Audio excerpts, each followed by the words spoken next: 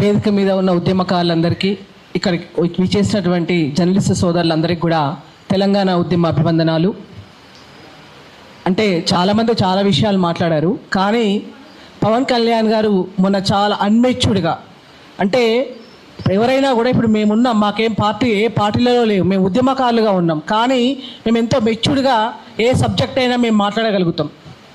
కానీ మరొక పార్టీకి ఆయన అధ్యక్షులుగా ఉండి 10 ఏళ్ళ నుండి నడిపిస్తూ, అంతకుముందు వాళ్ళ అన్న పార్టీలో ఉండి ఎంత అన్మెచ్యూర్డ్గా, అంటే ఒక పార్టీ నిర్దేశిస్తే దాని యొక్క ఆదేశ సూత్రాలను పాటిస్తున్నట్టుగా మాట్లాడిండు తప్ప, ఆ రకంగా చేయడం వల్ల తన వ్యక్తిత్వాన్ని, తన రాజకీయ భవిష్యత్తుని, ప్రజలకు తన మీద ఉన్న నమ్మకాన్ని కోల్పోతున్నాడు అనే విషయాన్ని తను మర్చిపోతున్నాడు అని చెప్పి ఒక సోదరిమణిగా నేను గుర్తు చేయడం కోసం వచ్చిన ఇక్కడికి.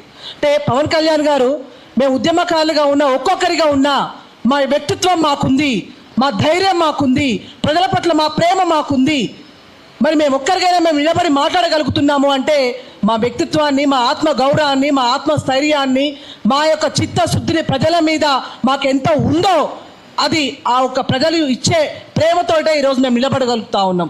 కాబట్టి మీరు కూడా సొంతంగా ఈ ప్రజల మీద మీకున్నటువంటి ప్రేమని సొంతంగా మీరు కనుక వస్తే తప్పకుండా మిమ్మల్ని ప్రజలు ఆదరిస్తారు తప్ప, వెనకాల ఉండి వేరే పార్టీల ప్రోద్బలంతో వాళ్ళు ఇచ్చే స్క్రిప్ట్లను మీరు ఈ రకంగా చదివితే ప్రజల్లో మీరు ఇట్లా చులకన పాలైపోతారు. అదేవిధంగా మీ రాజకీయ భవిష్యత్తు కూడా మీకు దెబ్బతింటుందని చెప్పి నేను గుర్తు చేయదలుచుకున్నా. ఎందుకంటే ప్రాంతీయవాదం అంటే మీరు ఉగ్రవాదంతో మీరు మొత్తం బీజేపీ స్క్రిప్ట్ చదివింది మీరు మొన్న వచ్చి.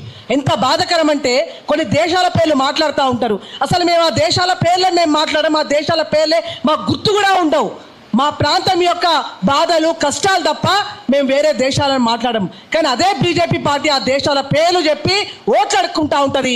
మొన్న మీరు కూడా అదే బీజేపీ యొక్క భావజాలాన్ని ఆ దేశాల పేర్లు మాట్లాడుతూ నేను కూడా బీజేపీ యొక్క స్క్రిప్టే చదువుతున్నా అని చెప్పి తెలంగాణ ప్రజలకు మీరు చెప్పిండ్రు. ఎందుకంటే ఆంధ్ర ప్రజలు మీ యొక్క చిత్తశుద్ధిని, మీరు చదివే స్క్రిప్ట్లని వాళ్ళు అర్థం చేసుకోలేరేమో, కానీ తెలంగాణ ప్రజలు మరి ఒక్కరిగా ఉన్నా, ఉద్యమకారులుగా ఉన్నా, చాలా ఉద్యమ స్ఫూర్తిగా ఒక వ్యక్తిత్వంతో మరి వాళ్ళ ఉద్యమాలు ఉంటాయని చెప్పి నేను తెలియజేయాలనుకుంటా ఉన్నా.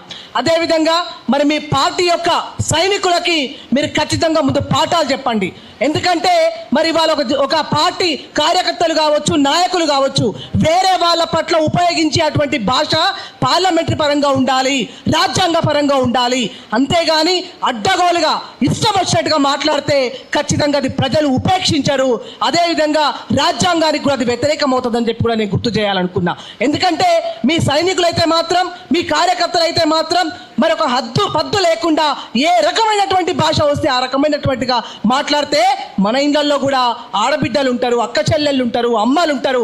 మీరు కూడా ఒక అమ్మకు పుట్టిన వాళ్ళే, మీకు కూడా అక్క చెల్లెళ్ళు ఉన్నారు. మీరు గెలిచినప్పుడు మీ వదిలిన ఒక తల్లిగా ఏ రకంగా మీరు అభిమానించినో, ఏ రకంగా ఒక తల్లిగా మీరు చూసుకున్నారో మేమందరం కూడా హర్షించినాం. కానీ ఈరోజు మీ సైనికులు ఉపయోగించినటువంటి భాష చూస్తూ ఉంటే ఒక చాకలి ఐలమ్మలాగా మళ్ళా మాకు పోరాటం చేయాలన్నంత ఉక్రోషం వస్తూ ఉందని చెప్పి కూడా మీకు తెలియజేయాలనుకుంటున్నా. ముందు మీ సైనికులకు చెప్పండి, అదే పృథ్వీని ఇక్కడ మరి పృథ్వీ రాజకీయ ఉద్యమంలో ఉన్నాడో లేడో మీకు తెలియదు, కానీ మరి మీ సైనికులు అడ్డగోలుగా భాష మాట్లాడుతూ, అడ్డగోలుగా మాట్లాడుతూ ఈరోజు మా తెలంగాణకి ఇక్కడ ఉన్నటువంటి డిజిటల్ మీడియా దిక్కైపోయింది. మాకు ఏ రోజు కూడా మాకు మెయిన్ స్ట్రీమ్ మీడియా మాకు పనిచేయలేదు, మా గొంతులు తీసుకుపోలేదు, మా ఉద్యమాలను తీసుకుపోలేదు, మా కష్టాలను తీసుకుపోలేదు, మా బాధలను తీసుకుపోలేదు. ఆ రకంగా ఈరోజు మాకు ఈ డిజిటల్ మీడియా మా యొక్క ఆశయాలని, మా కష్టాలని, మా కన్నీళ్ళని ప్రజల్లోకి తీసుకుపోతూ ఉందని చెప్పి ఇవాళ ఎవరైతే డిజిటల్ మీడియా నుండి ఇవాళ మా బాధలను తీసుకెళ్లేటువంటి వాళ్ళని కూడా మీరు అడ్డగోలుగా ట్రోల్ చేసి మాట్లాడుతూ ఉన్నారు. మరి అదేవిధంగా 10 ఎకరాల కోడి చెరువు కబ్జా కోసం కూడా మాట్లాడండి. మీరు చెప్పిండ్రు కదా ఇవాళ మరి వాళ్ళ మీద కూడా కేసులు పెడతా అని చెప్పి పెట్టండి, కానీ మొత్తానికైతే ఖచ్చితంగా ధన్యవాదాలు చెప్పాలి. ఎందుకంటే ఈ రాజకీయ పార్టీలు మా వాళ్ళు ఉద్యమకారులు కొంతమంది ముసుగులు వేసుకొని ఉన్నారు. ఇవాళ తప్పక పరిస్థితిలో ప్రజలందరూ మాట్లాడుతూ ఉన్నారని వాళ్ళు కూడా ఇవాళ ముసుగులు తీసుకు మాట్లాడుతూ ఉన్నారు. కాబట్టి ఇవాళ మేము ఒకటే కోరుకుంటా ఉన్నాం, మాకు భౌగోళిక తెలంగాణ వచ్చింది కానీ సామాజిక తెలంగాణ రాలే, మాకు బహుజన తెలంగాణ రాలే. కాబట్టి మరి ఇవాళ ఇంతకు ముందు 10 ఏళ్ళు అది మాకు బహుజన తెలంగాణ కాదు, సామాజిక తెలంగాణ కాదు. ఇప్పుడు నడుస్తున్నటువంటి 2.5 తెలంగాణ కూడా మాకు బహుజన తెలంగాణ కాదు, సామాజిక తెలంగాణ కాదు. కాబట్టి ఖచ్చితంగా మాకు బహుజన సామాజిక తెలంగాణ కోసం మేము రాజకీయ ఉద్యమమే చేయదలుచుకున్నాం, రాజకీయ ఉద్యమమే చేస్తాం. అదేవిధంగా మా డిజిటల్ మీడియా సోదరులని మరి మీరు ట్రోల్ చేస్తూ మీరు ఇదేంది మీ మీద కేసులు పెడతామని చెప్పి మీరు భయభ్రాంతులు చేస్తామని అనుకుంటున్నారేమో, వాళ్ళ మీద ఏమాత్రం మీరు కేసులు పెట్టినా వాళ్ళ జోలికి పోయినా ఇవాళ ఈ తెలంగాణకు డిజిటల్ మీడియానే మెయిన్ మీడియా అని కూడా నేను చెప్పదలుచుకున్నా. ఇవాళ డిజిటల్ మీడియా లేకపోతే మా కష్టాలు, మా కన్నీళ్లు, మా బాధలు, మా తెలంగాణ బానిస పెట్టుబడిదారుల పాలన ఇవాళ ప్రజలకు తెలిసేది కాదు. ఇవాళ డిజిటల్ మీడియా వాళ్ళ ప్రాణాలకు తెగించి పనిచేస్తూ ఉన్నారు. మీరు మొన్న ఒక మాట అన్నారు, ఏమంటే మేము ప్రాణాలకు తెగించే నేను పార్టీ పెట్టినాని. మేము ఒకటి చెప్పదలుచుకున్నాం, 20 ఏళ్ల నుంచి మేము ప్రాణాలకు తెగించే ఉద్యమంలో ఉన్నామని కూడా మేము చెప్పదలుచుకున్నాం. ఇవాళ మేము ఉద్యమ సమయంలో ఏ రబ్బర్ గుండు ఒట్టి మేము చచ్చిపోయే వాళ్ళం మాకు తెలియదు. మేము ఆ రకంగా ఉద్యమాలు చేసినటువంటి వాళ్ళం, ప్రాణాలను మేము సైతం లెక్క చేయకుండా ఉద్యమంలో చేసిన వాళ్ళం.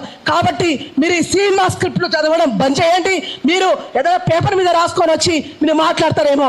ఇందాక మా సోదరులు చెప్పిండ్రు, మాకే పేపర్ స్క్రిప్ట్లు ఉండవు, మా గుండె నిండా బాధలు, మా త్యాగాలు, మా జీవితాలు, మా బాధలు, మా నేలబడుతున్నటువంటి రక్తపు ఏర్ల కాలువలే మేము మాట్లాడుతూ ఉన్నాం. కాబట్టి పవన్ కళ్యాణ్ గారు మీరు రండి, రాజ్యాంగపరంగా మీరు రండి, నిలబడండి, పోటీ చేయండి.